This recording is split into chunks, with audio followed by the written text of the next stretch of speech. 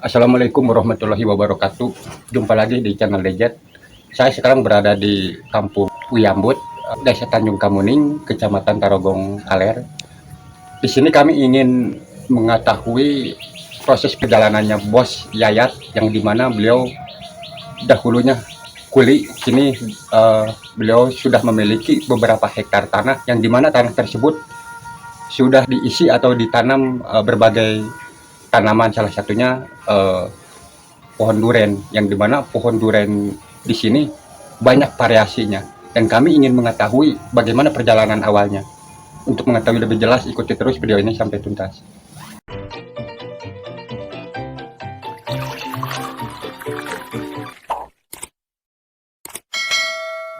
Pak Yayat, kami ingin tahu proses perjalanannya Pak Yayat, yang dimana di daerah Kota Garut ini baru tahu bahwa di sini ada tanaman atau buah duren yang begitu luasnya, yang dikelola oleh seseorang, yang dimana kabar tersebut bahwa Pak Yayat sendiri itu dulunya bukan orang, ya istilahnya kuli lah dulunya, tapi sekarang sudah memiliki beberapa hektar tanah, dan kami ingin mengetahuinya proses perjalanannya, dan mudah-mudahan dalam wawancara kami ini bisa menginspirasi anak muda yang yang masih nganggur atau yang memiliki keinginan untuk bangkit tetapi minim dalam hal pengetahuannya.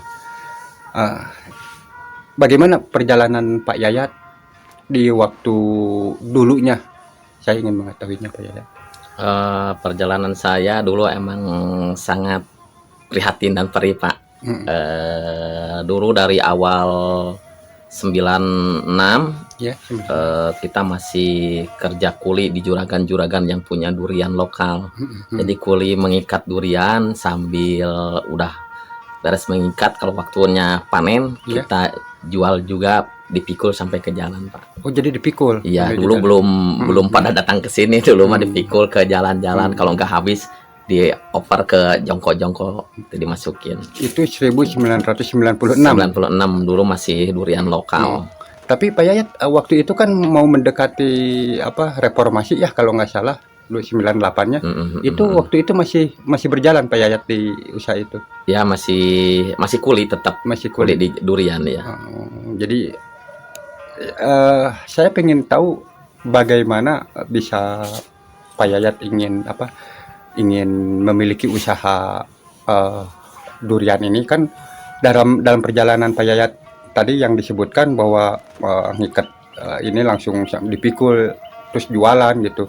Kan itu sesuatu yang prihatin kalau menurut saya. Tapi kok Pak Yayat bisa ada keinginan untuk menjadi juragannya lah, istilah katanya. Ya, emang di sana saya juga berpikir kalau mengandalkan terus berkuli, ya pasti penghasilnya segitu-segitu saja. Jadi keingin dari dulu pingin sekali punya kebun, yang alhamdulillah berkat dukungan dari istri dan doa, alhamdulillah pertama tahun 2001 bisa mempunyai lahan biarpun sedikit, baru 160 tumbakan lah dulu. 160 tumbak. Ya, tapi udah ada pohon durennya.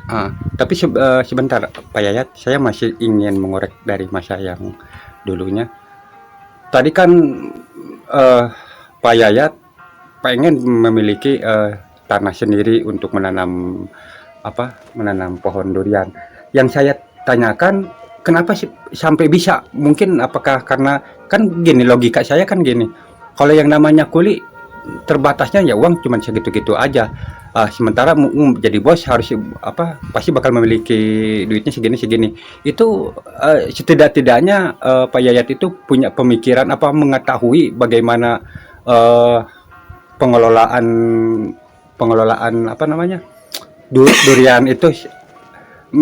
Jadi gini, maksud saya begini, mungkin waktu si Pak Yayat ini waktu jadi anak buah ya, mungkin tahu kalau seumpama nanam sendiri modalnya harus segini, keuntungannya harus segini. Apakah karena melihat itu atau gimana gitu? Ya, emang di sisi lain emang melihat penghasilan tiap saya kalau habis dagang, Hmm. jualnya ya dijualin sama saya yang durian yang punya juragan-juragan itu, ternyata hasilnya lumayan, tapi saya cuma dikasih upah. Oh, Nah, dari upah itu kalau ada lebihnya saya kumpulin terus ditabung. hmm. Tadi Pak Yayat bilang dari waktu tahun 96 sampai 2001 berarti sekitar 5 tahun ya? Iya, iya. 5 tahun ini kerjanya dari awal kerja sampai buka usaha sendiri atau gimana itu? Dulu kalau masih 160 tumbuk belum bisa buka usaha, cuman udah punya minimal udah punya pohon sendiri dan kebun sendiri biarpun sedikit. Nah, dari hasil itu kita tabung terus. Ada tiap beres musim durennya dibeliin lagi sedikit-sedikit terus tambah lahan. Oh, jadi lahan yang 160 tumbak itu hasil keringat sendiri juga, bukan dari warisan atau dari orang tua? Hasil keringat sendiri asli. Gitu. Jadi saking inginnya gitu. Nah, waktu pertama nanam punya pohon yang 160 itu langsung ke gimana? Beli bibit atau gimana itu? Enggak, dulu masih belum ada duren montong, duren bawor, duren musangking lah. Dulu masih lokal, cuman lokal juga bervarietas juga. Jadi waktu itu mungkin belinya di mana itu waktu itu bibitnya? Kalau waktu itu mah masih nanam dari biji. Oh, dari biji. Dari biji. Oh, prosesnya itu kalau dari biji berapa tahun? Kalau proses dari biji paling cepat 9 tahun, 8 tahun. 9 tahun, 8 ya, tahun. Jika nggak kayak seperti sekarang kan hasil okulasi sendiri. Yang alhamdulillah kalau sekarang mah ada yang 3 tahun udah berbuah. Lebih cepat gitu ya kalau sekarang. Nah, dari perjalanan waktu itu nanam bibit, bukan nanam bibit ya, maksudnya nanam durian dari biji ya. Terus kan yang 9 tahun itu kan proses yang 9 tahun itu gimana? Coba ceritakan lebih detail. Yang proses 9 tahun yang sampai sekarang ini, ya pertama lihat dengar gitu, ngobrol-ngobrol sama orang-orang yang udah pada sukses. Ya ternyata nanam durian montong, durian ini hasilnya sangat memuaskan. Kita coba dulu menanam durian yang bervarietas itu. Oh, dicoba dulu. Ya, mencoba dulu. Dari tahun 2001 itu yang menanam durian berjenis-jenis kayak begini 2010. Oh, 2010 ya, masih tergolong baru gitu ya? Iya, tergolong baru. Tapi waktu 2001 sudah punya 160 tumbak, lalu bisa panen di tahun berapa? 2001 kan itu dulunya udah ada banyak pohon lokalnya juga yang kebeli itu. Durennya, kebunnya udah banyak durennya. Iya. Jadi tahun 2002 udah mulai panen apa 2003? 2002 udah panen. Udah panen iya. Karena waktu beli durennya udah ada. Iya, seperti itu. Tadi Pak Yayat bilang bahwa waktu itu hanya tanam dari biji ya. Nah, setelah sekarang kan dari hasil okulasi. Dari okulasi itu taunya dari mana itu saya? Ya belajar sih, otodidak aja. Belajar otodidak. Iya. Tapi coba ceritakan masalah perjalanan dari otodidak itu sendiri, dari pengalihan dari bibit biji ke bibit ke okulasi. Ya dulu kan kalau ada yang suka beli ke rumah, kadang-kadang dimakan di rumah kan durian lokal yang unggulan-unggulan itu, kita kumpulin bijinya, dimasukin di polybag. Nah dengar-dengar kalau diokulasi ternyata durian lebih cepat juga gitu. Ya kita coba disambung. Pertama nyambung durian lokal dulu. Memang sih pertama gagal dan gagal lagi. Kita nggak patah semangat, mencoba terus. Yang akhirnya berhasil. Gitu. Nah sampai berhasil, kita ke depannya langsung mencari durian varietas yang sekarang ini. Kalau ada montong di mana indukannya kita cari dulu. Kalau sekarang udah punya indukan sendiri. Oh, sekarang udah punya indukan Punya sendiri. indukan sendiri kalau sekarang. Jadi memang ya sebenarnya kalau memang kita menggeluti suatu usaha harus benar-benar tekadnya Iya, harus benar-benar benar-benar, bulat dan iya. terus berjuang ya. Karena menurut Pak Yayat sendiri waktu dulu dari nanam dari biji pindah ke okulasi ya tadi, dalam uji coba banyak kegagalannya gitu ya. Iya. Tapi Pak Yayat tidak berhenti di Tidak situ. putus asa ya. Terus dan itu memang benar bahwa segala sesuatu kalau digeluti dengan benar-benar bisa menghasilkan. Terbukti dengan keberhasilannya Pak Yayat ini.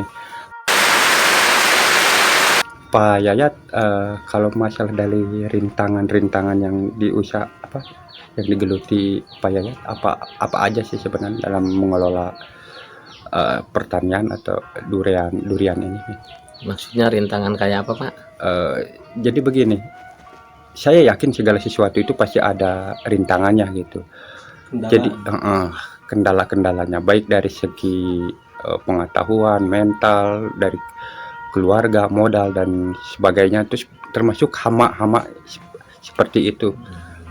Tadi kan Pak Yayat bilang bahwa saya ingin jadi juragan atau jadi petani durian yang sukses gitu. Nah, dari tekad itu pasti banyak hal-hal yang harus harus banyak yang ditempuh, termasuk rintangan-rintangan yang ada di hadapan Pak Yayat. Seperti apa gitu? Kalau dari masalah rintangan seperti permodalan itu, Pak, mungkin dulu kita masih modalnya ya terbatas sekali. Kita memberanikan diri bekerja sama bank pertama itu, yang alhamdulillah dengan ketekunan dan keuletan ya bisa terus maju seperti ini.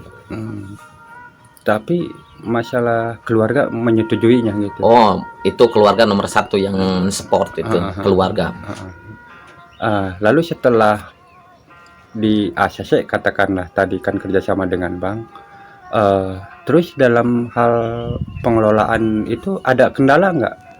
Kendalanya yang Mungkin dari hasil bibit, seumpama kalau istilah padi mungkin kebanyakan orang pahamnya tentang hal yang umum gitu ya.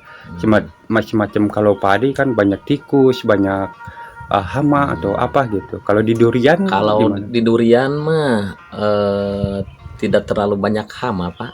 Kalau sebenarnya yang penting asal kita merawatnya aja yang benar, pemupukan yang rutin.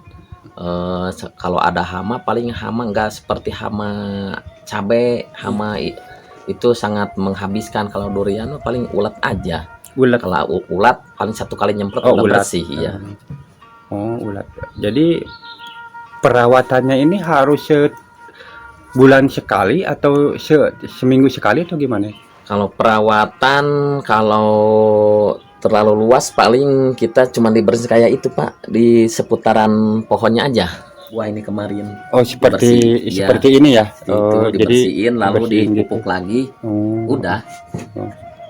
Jadi pembersihannya itu tergantung dari wilayah yang tadi seperti pohon itu, kalau seumpama banyak rumput lagi dibersihin, dikasih pupuk. Ya, kalau rumput yang di sekitarnya paling kayak itu yang sama pekerja disemprot aja pakai obat rumput. Oh ya, cuman itu aja gitu. Iya.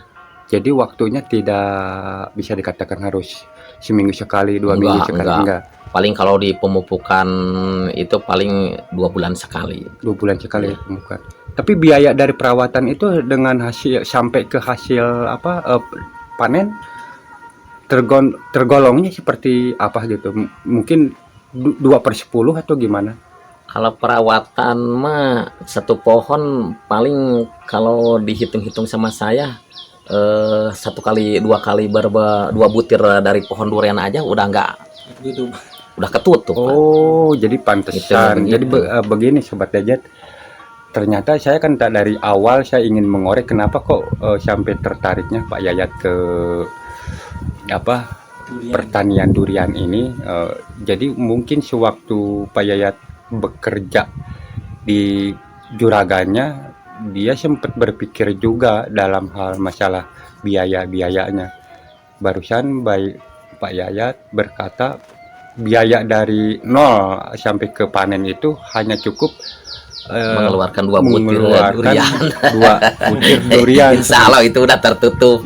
Sementara hasil dari satu pohon lebih dari 100 mungkin ya. Ya ada yang 100, ada kalau yang usia udah 6 tahun 7 tahun kayak begini kadang-kadang 100 butir, 120 butir. Begitu. Nah, sekarang sudah dari 160 bata sampai katanya sampai hektaran, betul sampai hektaran. Ya alhamdulillah sekarang udah hampir 13 hektaran, Pak. 13 hektar. Iya. Tetapi saya ingin mengetahuinya ini apa namanya? Apakah yang hasil dari durian ini sudah ada yang nampung atau gimana? Atau dijual? Kalau sekarang di sini juga Pak udah kewalahan kalau sama pengunjung sekarang ini. Oh, Yang jadi alhamdulillah jadi sama konsumen aja. jadi Langsung, dijual langsung iya, gitu ya? Dijual langsung di tempat. Pada Apakah datang. tapi pernah nggak ada seorang tengkulak ya istilahnya? Bandar Oh gitu. banyak yang datang, Yang tapi saya juga kan kalau dikasih ke tengkulak kasihan pengunjung yang kesini. Jadi saat gitu. sekarang masih ya sehabisnya di sini aja. Jadi kemungkinan besar Pak Yayat itu bisa memperluas lagi mungkin seperti itu. Ya kepinginnya insya Allah kalau ada umur panjang, sehat, ada rezekinya, saya pinginnya begitu. Karena apa? Yang alhamdulillah sampai sekarang saya juga bisa memperdayakan orang-orang sini Pak. Bisa bekerja juga kayak saya dulu. Ya, dulu kan saya juga tukang kuli. Jadi saya juga pingin memperdayakanlah orang-orang sini. Tapi ada nggak wawasan atau pengetahuan Pak Yayat itu yang diturunkan ke anak? Ya wawasan alhamdulillah kan anak saya perempuan tiga-tiganya Pak. Yang paling gede itu yang tadi ya di tempat jualan durian itu ya itu. Jadi diajarin bagaimana bisnis durian, bagaimana penghasilan dari kebun itu. Tapi kelihatannya dia tertarik atau gimana? Emang tertarik, sebenarnya dia juga profesinya lulusan kebidanan, tapi kan udah merasakan bisnis orang tua gini, jadi dia beri kiprah di ya. Sebenarnya kalau masalah usaha ya, biarpun kita basicnya atau pengetahuannya kita di bidang A, kalau memang kita tertarik di bidang B ya nggak ada salahnya, karena tidak terpatok dengan lulusan atau ini. Sebenarnya seperti halnya Pak Yayat dulu kan sebagai kuli, yang dimana kok bisa sampai jadi bisa dikatakan petani sukses karena ada keinginan dan terus belajar gitu ya Pak Yayat. Belajar ulat dan kita berdoa nggak putus asa. Tapi kami di sini ingin ini Pak Yayat ingin mengetahui, tadi kan hanya sekitar hal-hal yang sekilas-sekilasnya tentang durian, terus prospeknya. Mungkin kalau untuk sementara Pak Yayat melihatnya prospek ke depannya memang bagus ya, karena untuk menangani konsumen yang datang saja udah kewalahan kata Pak Yayat. Berarti di sini saya menilai prospeknya masih bagus lah gitu. Kami ingin menanyakan tentang ada sesuatu hal lagi ya yang saya ingin tanyakan. Pertama, tadi kan Pak Yayat dari okulasi katanya perjalanan dari okulasi itu sendiri seperti apa, terus berbagai macam jenis-jenis durian, karena tadi Pak Yayat sempat bilang durian itu banyak variannya, bahkan lebih dari 10 varian. Kami ingin mengetahuinya dan pasti saya merasa yakin karena durian itu tidak hanya sekedar tahu durian, tapi sobat yang di luar sana belum mengetahui secara pasti, secara jelas tentang jenis-jenis durian ya, seperti itu. Mungkin yang pasaran aja seperti bawor, montong, tapi yang lain juga kan belum pada tahu gitu. Bahkan Pak Yayat sendiri masalah harga pasti berbeda-beda ya Pak Yayat. Nah di sini kami ingin mengetahuinya. Varietas durian sekarang